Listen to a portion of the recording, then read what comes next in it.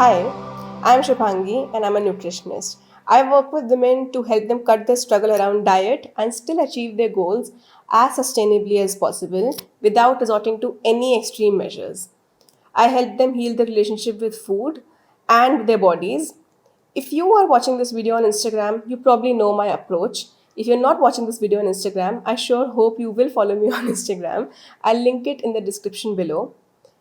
Just a disclaimer, it's raining cats and dogs outside and I couldn't control it, so you might hear a little bit of noise, but please bear with me. The topic of this video is what are the questions your nutritionist must ask you before you start working with them? And this will help you become a better judge of which nutritionist is right for you and which isn't.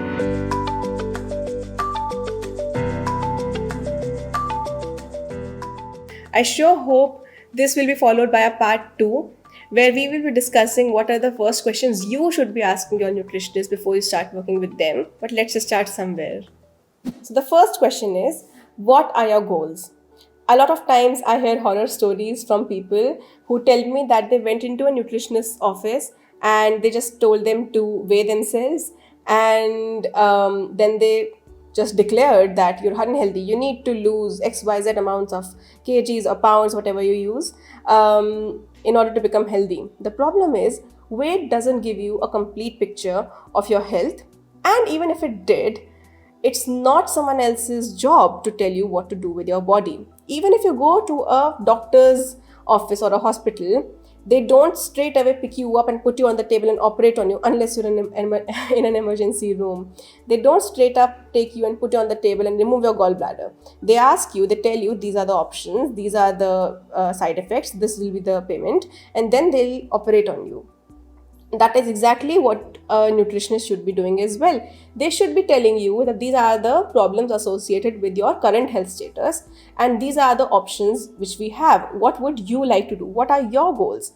And after you specify your goals, and sometimes those goals are not even related to your body.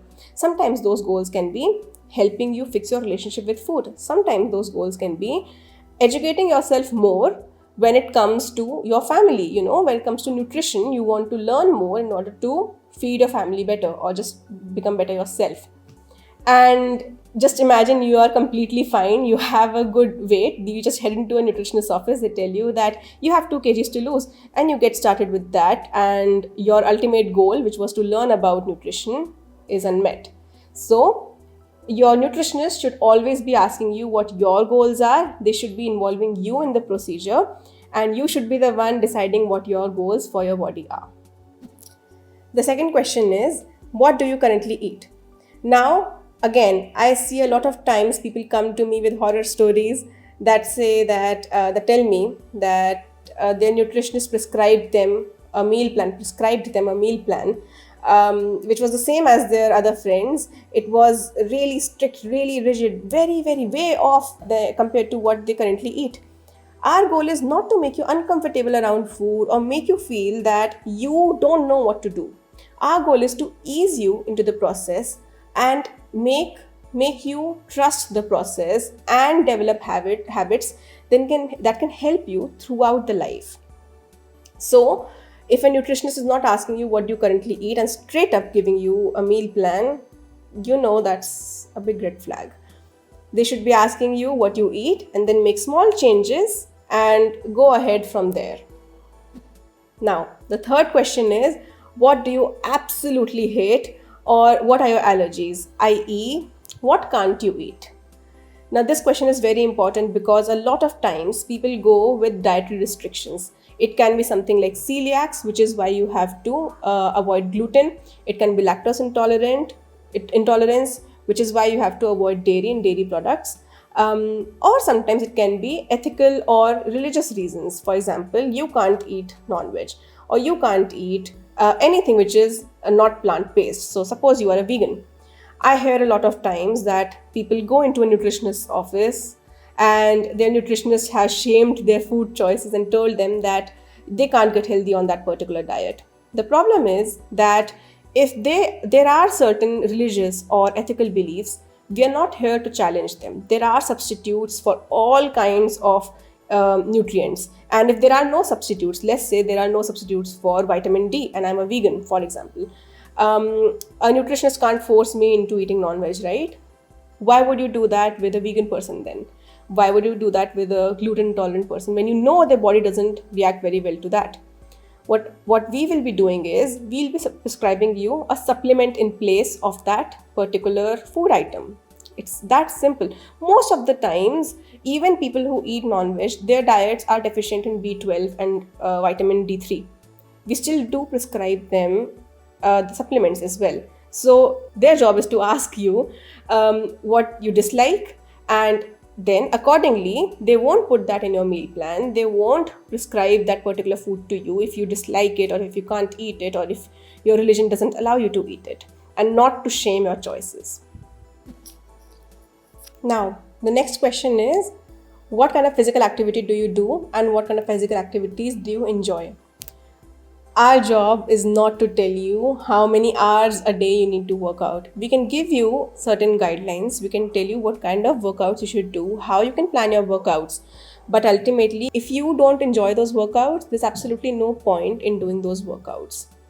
You will start hating those workouts. You won't stick with them after a couple weeks, couple months, and that just doesn't solve our purpose at all.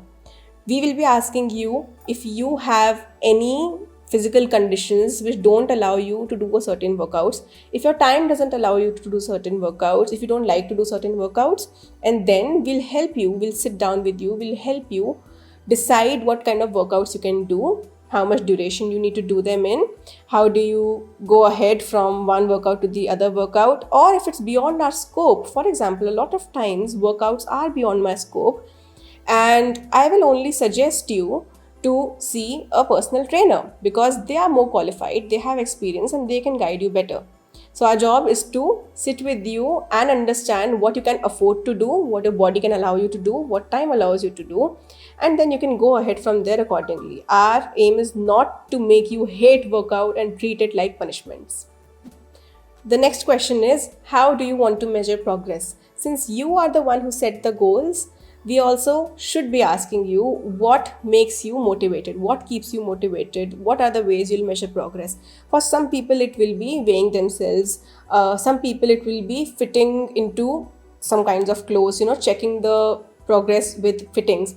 If your goal is not something related to your body size, then these are not useful tools. You might want to check your progress using blood reports. You might want to check your progress using something like a chart. You can just keep marking, this is how I feel, this is how good my stress levels are, this is how good my sleep is, this is how good my skin is, this is how good my hair is. Whatever you're using as a tool to measure your progress, it doesn't have to be standardized. It's your body. You can absolutely create your own tests for progress, and we should be respecting those as well. And we can obviously suggest you some good ways you can measure your progress. A lot of times I have to tell my clients that please don't just focus on the scale. You should also be looking at how good your skin is, how good your mood is, how good your relationship with food is, and so on and so forth.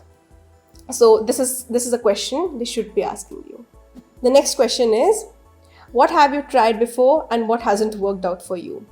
Chances are, if someone is going to a nutritionist, they have tried stuff that their family, the internet, some books, or whatever the source of information is, has told them. They've tried it, it hasn't worked out for them, which is why they're seeking help from a professional. Now, what works for someone doesn't work for someone else, and which is probably why it didn't work out for you. What didn't work out for you is such an amazing tool for us. It's such an important piece of information for us because we know that we don't have to make those mistakes with you. You know yourself best, and if it didn't work out for you, it really, really helps us to understand what is not working out for you and what is something else which might work out for you. It also is a really great tool for your nutritionist to understand what are your food misbeliefs. For example, you tried keto and it didn't work out for you. That could be one thing. It could be one thing that your body doesn't react very well to keto. Not everyone's body will react well to keto. Personally, I'm not a very big fan of keto. We'll discuss this later in some other video. But you might have also developed sort of a carb phobia or something. And it's our duty to inform you that it's not really ideal. We'll help you introduce carbs back in your diet. So this is a very important piece of information. They should be asking you, what have you tried before, what hasn't worked out for you. Lastly, the question should be, where do you want to start, and do you have any questions for me? When they ask you, where do you want to start, it's a really great tool for them to involve you in the process. So since you are the one who set the goals, you are the one who will be deciding how you'll be tracking the progress, they can give you some amazing insights on where to start, how to set the goals, and then you can be the one who can decide for yourself that, okay, this is how I'll start. And chances are, since you are the one who decided which action, which path to take, you will be more motivated, unless instead of someone else puppeting you around and telling you, this is the thing we'll start with now.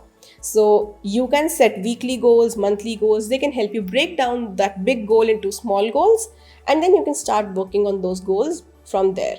It also, the second part of the question, do you have any questions for me? It also really helps us to understand some of your biggest food misbeliefs. Lot of times when people come to me and when I ask them, do you have any questions for me, they will tell them the wildest beliefs that they had. I'm not making fun of them, but it's a really important tool, very important tool. And if your nutritionist is not involving you in the process, they're not asking you if you have any questions, and they're just straight up just telling you what to do and what not to do, that's sort of a red flag. And if they're doing that to you, you know who to come to. That sums up all the questions your nutritionist should be asking you when you start working together. I'll be trying to make another part of this video where we'll be discussing all the questions you should be asking your nutritionist before you start working together, and I'll upload that soon. Till then, if you're a nutritionist who's watching this video, I hope it helped, and I'm sure you're doing the best for your clients. Nobody wants to harm their clients. And if you're a client watching this video, if you're someone who's looking for a nutritionist and you're watching this video, I really hope that your nutritionist asks you these questions. If they don't, then you might want to reconsider their approach, or if it works for you, then I can't say anything. If you like my approach, I'll be coming up with a program, and I'll be putting all the details in the description down below. Depending upon when you see them, they'll be in the description, or you can follow me on Instagram and you'll be the first one to know when the program is launched. If you have any questions for me, or if you have any thoughts on this video, please don't forget to comment them below. You can subscribe to this channel if you're watching this on YouTube, and please share it with someone. It might help people. And take very good care of yourselves. The pandemic is still on, and I really hope that you're taking very good care of yourselves, you're isolating and being kind to yourself as well.